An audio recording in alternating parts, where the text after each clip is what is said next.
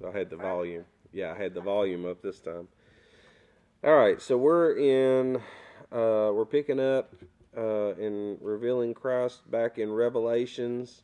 We finished chapter 5 last week, so we're in chapter 6 this week.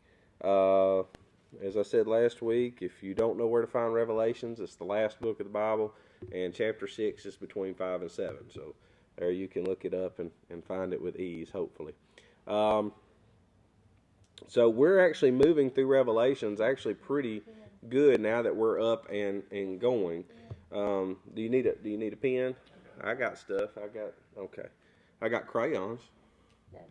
The kids have crayons. I got something a little better than that here. Let's see. I got do you need just a black pen? I'm just going to write a note about the flag on this. Oh, okay. All right. Okay. Well, I got stuff right there. Okay, so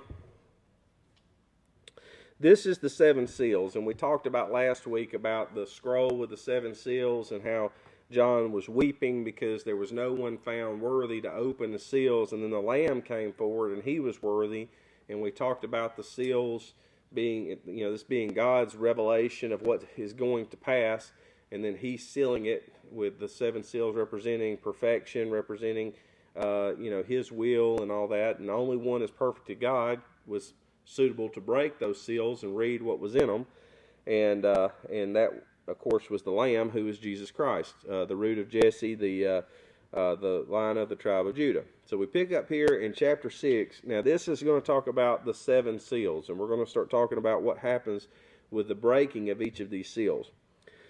So Revelations chapter 6, verse 1, it says, "Now I watched when the Lamb opened one of the 7 seals, and I heard one of the 4 living creatures say with a voice like thunder, 'Come!' And I looked, and behold, a white horse, and its rider had a bow, and a crown was given to him, and he came out conquering and to conquer." So that's the first seal, all right? So now, as he sees Jesus breaking the first of the 7 seals, one of the 4 living creatures looks down. See, now John's supposed to be the spectator that's telling us what's happening.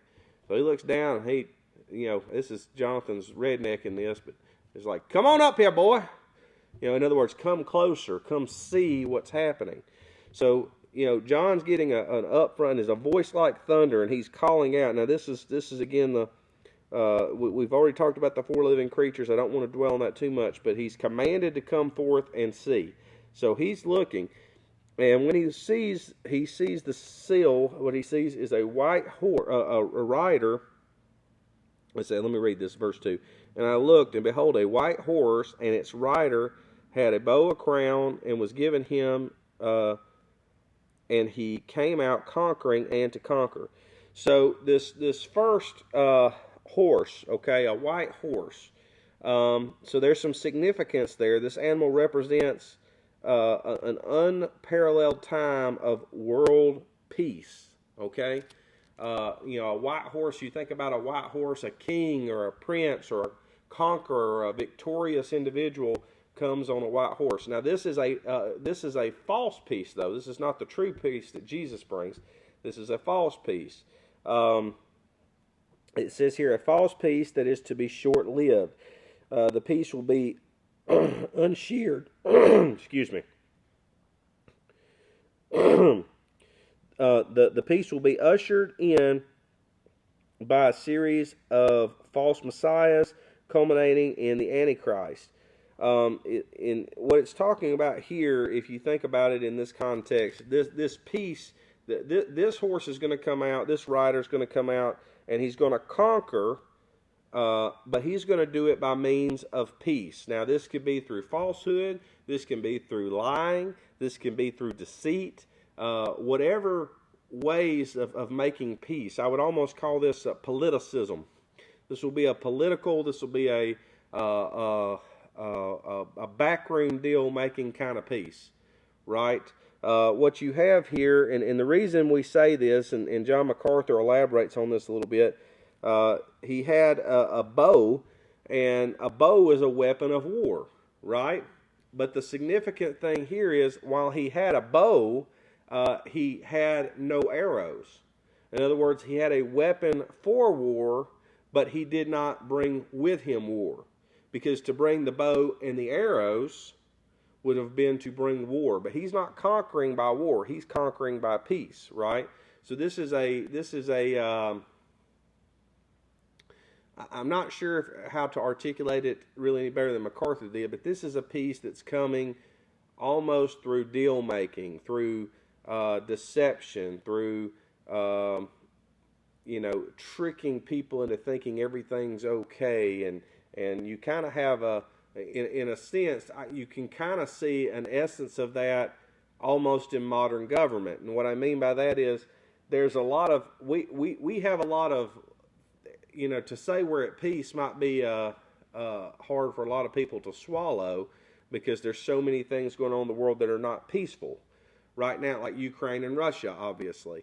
Here in America, we've recently had riots and things like that, and so you've had this whole disgruntlement of people, but there still is a great air of peace. When political leaders like we just had this debt forgiveness thing happen, and I don't, whether you agree with it or not is irrelevant to the conversation, but a lot of people, unhappy about it, but people aren't trying to burn down the White House over it. People aren't trying to execute, members of Congress. They're not, although there have been some crazy individuals, mind you, but these are things that are going on at a political level. It's banter.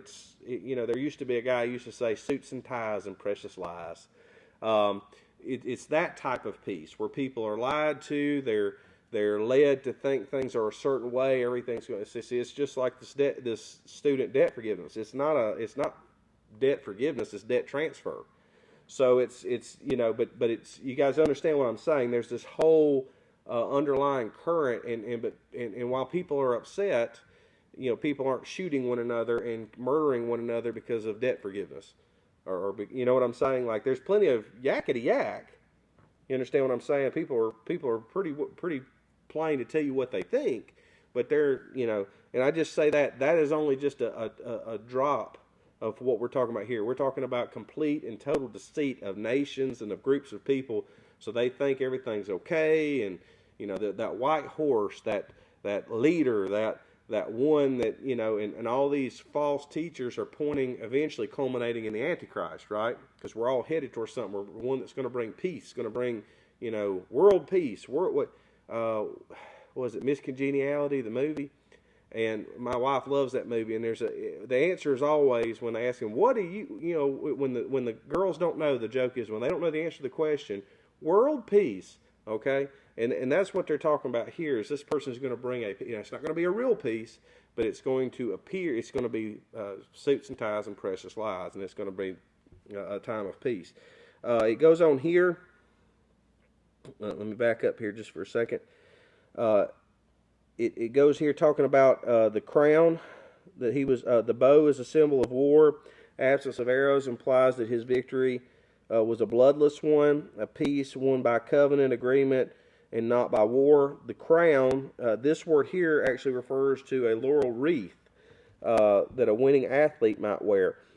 It was given to him, that is, it was given to him. The Antichrist becomes king and elected the world's inhabitants regardless of the cost, and will conquer the entire earth in a bloodless coup. So this is all culminating in the Antichrist rising to power here, but I'll digress from that. So this is, that first horse is a false peace, representative of a conqueror who conquers with words and with a peace that is not won in war, but is won in, as I said, suits and ties and precious lies. Now we have verse 3 here. When he opened the second seal, I heard the second living creature say, "Come." And out came another horse, bright red. Its rider was permitted to take peace from the earth, so that people should slay one another, and was given a great sword. So let's talk about the red horse. So what's the significance of the red horse? By the way, we had a red horse growing up. She was real pretty, pony. Well, she's a horse. We had a little pony named Gypsy, and we had a horse. She was red, had a white strip right down her nose, and she's just the prettiest red you'd ever think about it. She had a little colt. His name was Blaze. The horse's name was Daisy, and the little pony's name was Gypsy. And Daddy sold the horse. He sold all the horses together. I don't know who he sold them to, but it's a lot of work keeping up horses. And Daddy was always more interested in keeping up cows than keeping up horses. But anyway, that red horse, though, it was if you've ever seen this type of red, it's almost a coppery red, and it's very much looks blood red, very much blood red. This blood red appearance speaks to the Holocaust of war. God will grant this horse and its rider the power to create worldwide war, but as horrible as this judgment is, it will be only the birth pains, the beginning pains of God's wrath. And it goes on here where it talks about people should slay one another. This is the violent slaughter that will become commonplace. So, yes, go ahead. Now, Zodiatus, whatever his name is, that this Bible is, says that the believers have already been lifted up, in other words. Right. So it's the unbelievers down there now, the ones that got left behind. Right. So there's, okay, so just for clarity, there are, what we're talking about here is the tribulation that will be endured. Now, within the church, there's three basic groups of, three basic views of tribulation. One is pre-trib, which these are people who believe that the church will be raptured out before tribulation begins. Okay? Yes. I don't know if that's right or wrong. I tend to lean pre-tribulation. Okay? Now, then there's mid-tribulation, meaning the church will be raptured out before the worst of tribulation starts, but the church will experience part of tribulation. Now, to what part, I couldn't tell you. They say mid-trib, but amongst the tribulation, that's when the church is going to be raptured. I can't just off the top of my head.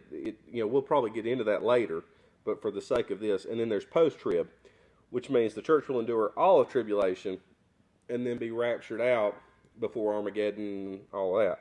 Okay? But the actual tribulation will be experienced by the church. Now, I don't know which of those is true. I had a pastor friend. He was pre-trib, and he had a really good friend of his that was, post-trib. And the only thing they could agree on was this, is the post-trib and the pre-trib both hoped the pre-trib guy was right. Okay? That was the one thing they agreed on. And I had a good friend of mine. He's passed away. He had cancer. He and I had some very deep discussions about the mid-trib, and he made some very excellent points about why mid-tribulation to him made the most sense. Now, I didn't necessarily agree or disagree with him. I'm just saying he made some excellent points. My point to all y'all is, I don't know. I tend to be, I got this from Brother Roger Chambers. I tend to be pan-trib, meaning it's all going to pan out in the wash. So, I don't know. I tend to lean pre-trib myself, just so everybody knows. But that doesn't mean I'm right by any stretch, okay? But the rider of the red horse brings open war. Whereas the peace in the beginning, the white horse, that was a peaceful, or even though it was a false peace, that was a peaceful power, a peaceful time, maybe a false peace, suits and ties and precious lies, but that was not a time of war. Versus this, which this is the birth pains. That's the thing about it. This isn't even, we even got to the baby yet. This is just the birth pains. This is the Braxton Hicks. This is the contraction saying the baby's coming. The baby ain't got here yet. And this is open war. And brother slewing brother is commonplace, right? All right, so And we think it's bad now. You think, crime rates are bad now, and it talks here about, and I would say this. I would totally say this. If you were to take every, gun, handgun, rifle away from every person, every police officer, every drug dealer, every law-abiding citizen, every, criminal, if you could just completely abandon guns altogether, people would start walking around carrying daggers and swords. Okay? And I'm just telling you, there was I can't remember who it was. There was a philosopher one time he looked at World War I and he looked at World War II, and he said, if we ever fight a World War III, it won't be fought with guns and rifles, it'll be fought with sticks and stones, if we ever get to that point. Now, whether that's true or not, I don't know. But the whole point is, the war is going to break loose, whether it's fought with swords, whether it's fought with bullets, whether it's fought with bombs. The people are going to, and I think about this talking about just how commonplace it will be. We hear about it happening in parts of our country. Not everywhere in the country per se, but there are parts of the country when you hear on the news, and I'll just say it, you'll get something, 22 people shot in Chicago, and you'll hear that and you'll go, oh man, that's awful. But it doesn't surprise you because you've been hearing for years how bad Chicago is. Doesn't mean you're okay with it. I'm not trying to say human life has been taken and it's precious, and then we should no way. But you hear that and you go, oh, that's just commonplace. You hear about things that go on in other parts of the country. Oh, that's just commonplace. So think about it being so commonplace. You meet up with a group of friends on Monday, and come Friday, where's Bill? Oh, he got killed on Wednesday. Oh, I'm gonna miss Bill. Like, you know what I'm saying? Like, it's just gonna be commonplace. And you're talking about a war of not just a war of nations, but a war of families. You're going to have division, mass division, right? And you actually see that kind of the essence of that here in America, because politicians have made an art form out of dividing people. United people scare politicians to death. All right. The American people have more in common than they have against one another, to be truthful. But you divide people based on race. You divide people based on socioeconomics. You divide people based on income. You divide people based on gender. You divide people based on now sexual preference, or which bathroom they want to use, or what they want to be called, or what their pronouns are. And it's a division. A house divided against itself cannot stand.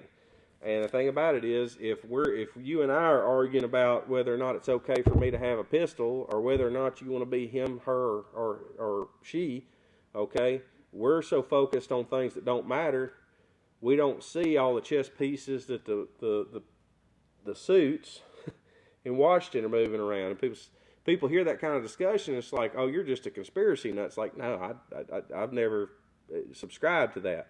What I am saying is, it's amazing how, and it's not just American politics, by the way. You can find that worldwide. If you can get people bickering and arguing over nothing, it allows the people that are in power to do things unchecked, because you're so mad at Orange Man's tweet that you don't see what's happening. You understand what I'm saying? And what you have here is a war going on, a literal war, not a war of words. People are shooting, stabbing, killing one another, and it's just commonplace. Okay? And it talks about him having a sword. All right? The writer was permitted to take peace from the earth, so that people should slay one another, and he was given a great sword. Now, the great sword here, let me back up here. It's not the long broadsword, but the shorter, more easily maneuvered one. That the word for sword here would mean a short sword, and it's easily maneuvered, one that assassins often used, and that soldiers carried into battle. It depicts assassination, revolt, massacre, and wholesale slaughter. So you're not talking about here necessarily army versus army. You're talking about revolution. You're talking about, battles in the streets. You're talking about assassinations on leaders and people of importance. So this is a very chaotic scene. war is not. War by its very nature is chaotic, but at least when your army's over there and my army's over here, we know who we're fighting against, right? That's been one of the biggest things for American soldiers that fought in Iraq and Afghanistan, is the same people that would be your friend on Monday would try and blow you up on Tuesday, right? And the something that was happening here, and you're going to see a lot of this, because this type of warfare becomes very evil in that,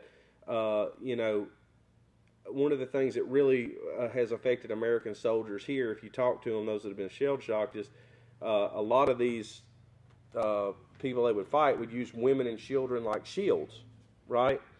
And they knew that a lot of the soldiers wouldn't fire on women and children, right?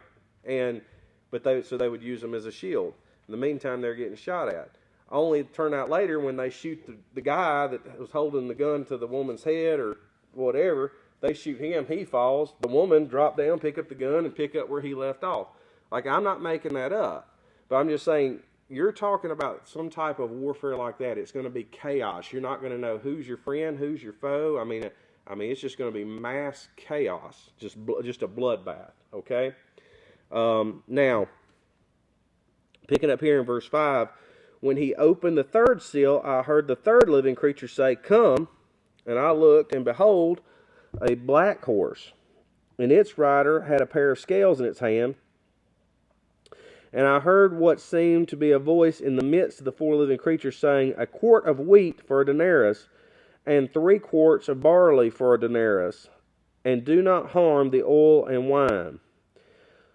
Okay, so let's talk about this black horse. The black horse here signifies famine. There will be a worldwide war will destroy the food supply, which will spawn global hunger. Hence the pair of scales. Now, what are scales used? They're used for measuring, right? So if you set a pair of scales right, I remember there was an old movie I used to like called Trapper Man. It was about a guy that lived up in the Alaskan Yukon and all that stuff. But what they would do is they would set, like if you wanted to buy, say some sugar, right? Well, they would measure out that sugar would cost, they would put some weights on there. This sugar would be this, and they would put the weights that would be equal to the value of the sugar. And then what Trapper Man and other people in the movie did, they panned gold out of the mountains. And so what they would do is they'd bring their little sack of gold, and they would just shake out, sprinkle a little bit of gold into the other side. And when the scales got even, you knew the gold had equaled out the cost of the good. So we're kind of seeing those scales used in a similar thing here about what is the value of these things. So let's break this down here. The common measuring device that we just talked about, that's what it was used for. It was for ration. It's going to be indicate a scarcity of food, which will lead to rationing and food lines. And then verse 6 there, it talked about the quart of wheat. So the approximate amount necessary to sustain one person per day is a quart of wheat, and that would be the equivalent of a denarius. Okay, now in modern day terms, it means that one day's normal wages would provide enough food for only one person, right? Whatever you would earn, whatever would be an average earning for a person, a normal person's wages for a day, would only be enough to feed that one person for one day, right?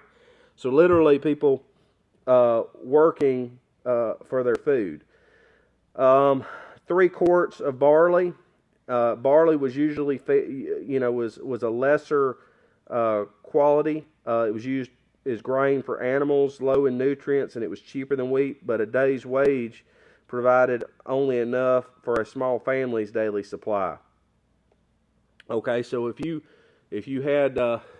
were fortunate enough to be able to spend a day's wages to feed just you could probably still afford something that would be fairly decent. Okay, but if you didn't have, if you're trying to feed your family, you're going to have to you're going to have to feed them something that's probably, you're just trying to keep them alive. You're going to have to buy something that's cheaper and less nutrient rich, probably less quality, right? So that's what it's talking about here.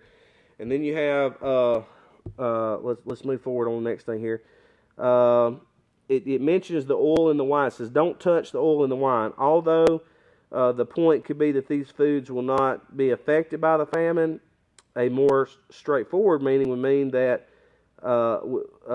meaning is that bare staples, oil, oil were used for preparation to make bread, and wine was considered necessary for cooking and purifying. Suddenly, these things will become luxuries that have to be carefully protected. Okay, so in other words, one depiction of this could be that we're not going to touch the oil and the wine, meaning those things are going to continue to produce and be okay. But he says on the other side of it, it seems like these are if you're going to cook. Now, y'all think about, just think about your kitchen, right? I don't know if y'all have this, but we have cooking oil at our house. We have olive oil, we have vegetable oil, things like that. If you're going to fry something, if you're going to make some bread, if you're going to make many dishes, you start with oil, right? You need oil for cooking.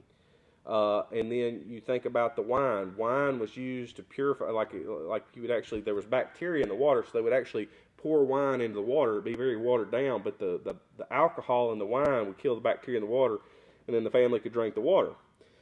And it was also used for cooking and other things. So wine and oil was very commonplace in this culture in that day.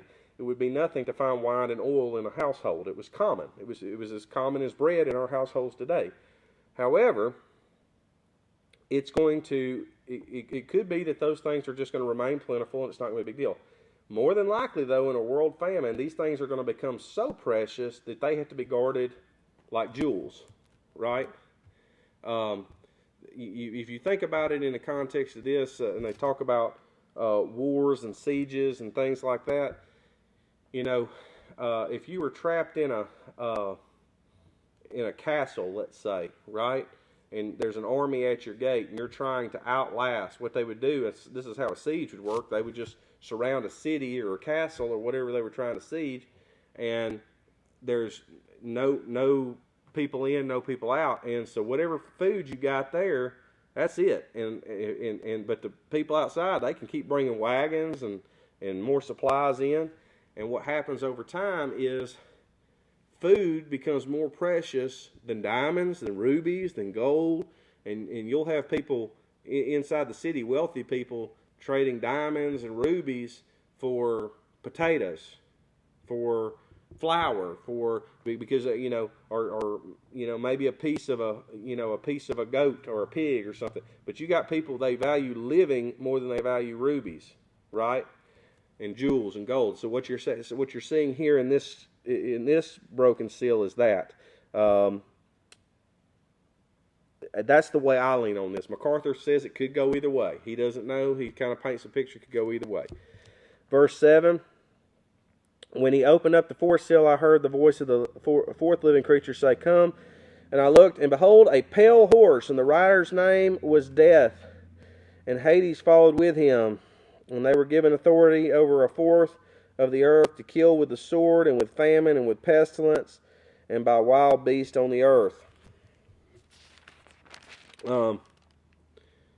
So real quick, we're going to end with the pale horse. We'll pick up next week where we leave off. But the pale horse here.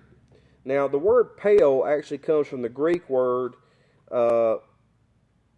that it's actually from a Greek word which in the English is chlorophyll, that describes the pale as an ashy green parlor characteristic. It's basically describing the color of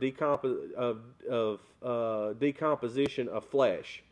Like if y'all have ever seen someone who has been deceased, and of course, if you have somebody who's in a casket or whatever, they put makeup on them and stuff like that, and they try to, but even that, you can see a paleness of their skin, and even with all that, there's a paleness that death has, right? If you've ever seen rotting flesh or decomposed flesh, there's a paleness to it, and that's what it's talking about, the pale rider here. Let's see. This God grants this horseman the authority to bring death to 25% of the world's population, and when it talks about Hades comes with him, this is the place of the dead, which is identified as a common and fitting partner to death. Now you get into this. There was in the Hebrew, they talked about Hades, they talked about Sheol, they talked about, this is a place of death, is what they're talking about. This can be used synonymously with hell. A lot of people use it synonymously with hell, although it is not always synonymous with hell. And it gets into some of the Jewish faith and the Hebrew faith about, and I'll go back to this. Jesus talked about Lazarus and the rich man. I don't know if y'all remember this, but Lazarus and the rich man. Now, Lazarus was a poor man, and he longed to fill his stomach with the scraps from the rich man's table, and nothing came to him. Dogs came and licked his sores. And he died, and he went to Abraham's bosom. The rich man died, and he went to the place of fire. In other words, he went to hell. Lazarus went to Sheol. Now, here's the difference here. You get it, and I'm not trying to be confusing here. I know you've got a question going right here. This was a place that often was thought of, Abraham's bosom was thought of to be a quote-unquote place of paradise, right? But it was not heaven. You say, well, Jonathan, why on earth did this place exist? Now, this is where a lot of my Catholic friends get the concept of purgatory, that kind of in-between place, right?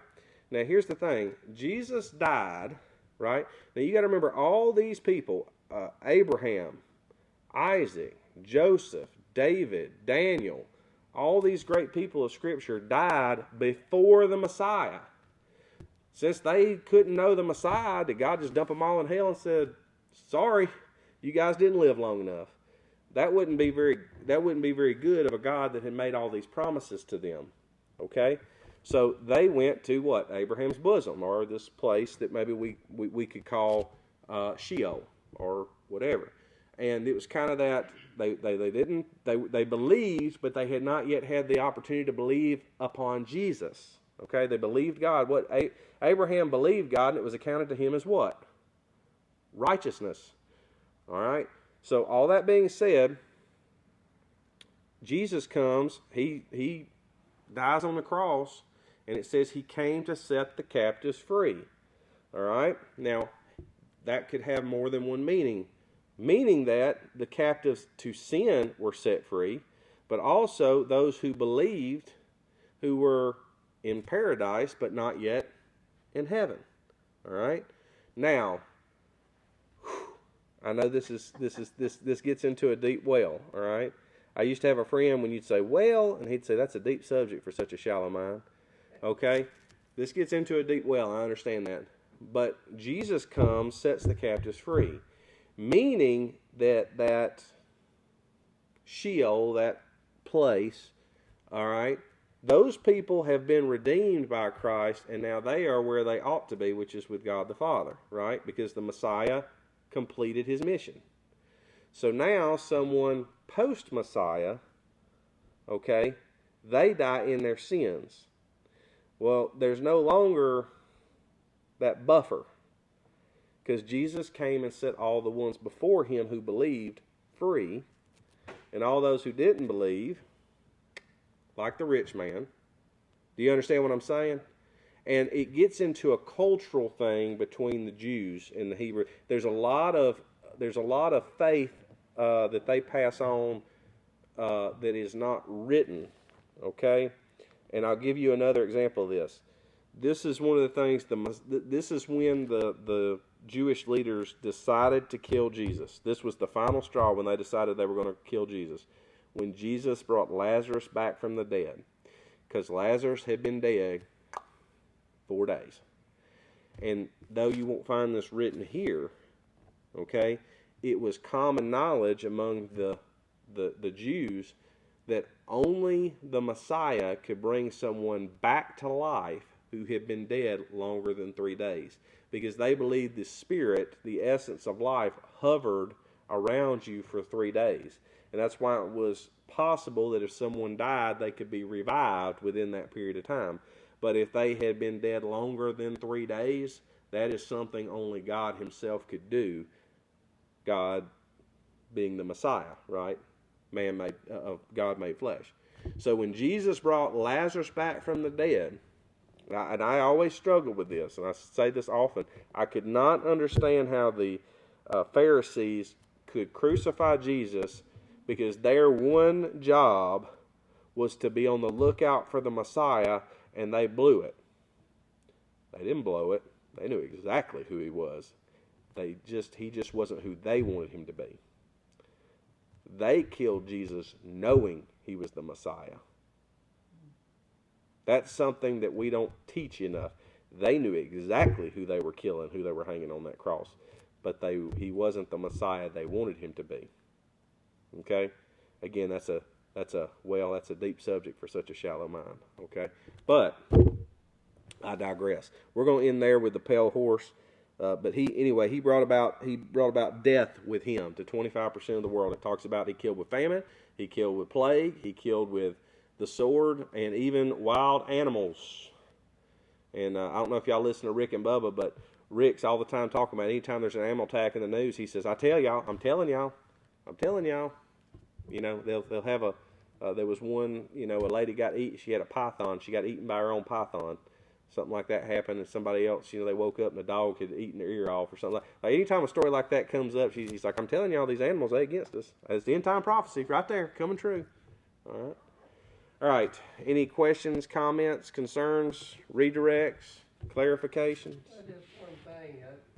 I guess the Pharisees, Sadducees too, I guess, of the leadership, was really looking for the Savior, the Messiah, that was going to set the people free of Rome. Mm-hmm. And Yeah. they had that tunnel vision there. Well, they wanted a military leader, a military leader to come in and get the people together, put together an army, and defeat all of their enemies. Jesus is going to be a military leader when he comes again, the second coming. But he came not to defeat a physical enemy. He came to defeat a spiritual enemy. But see, that's the thing. He came first as a servant. He's returning as a king. They wanted. That was the thing about when the triumphal entry, Palm Sunday, into Jerusalem. Everybody knew who he was at that point. But he didn't come in on a white horse and a stallion like a prince and like a king and like a victor and all that stuff. He came in humbly on a donkey, because he did not come to defeat a military opponent. He came to defeat something much larger, which was he came to restore us back to the Father and give us victory over sin. So that's what that is. Okay? All right, any other questions, comments, concerns? We're going to pick back up at the pale horse next Sunday. I'm sorry I chased too many rabbits today. So, all right? All right, well, let's go to the Lord in a word of prayer, and we'll be dismissed.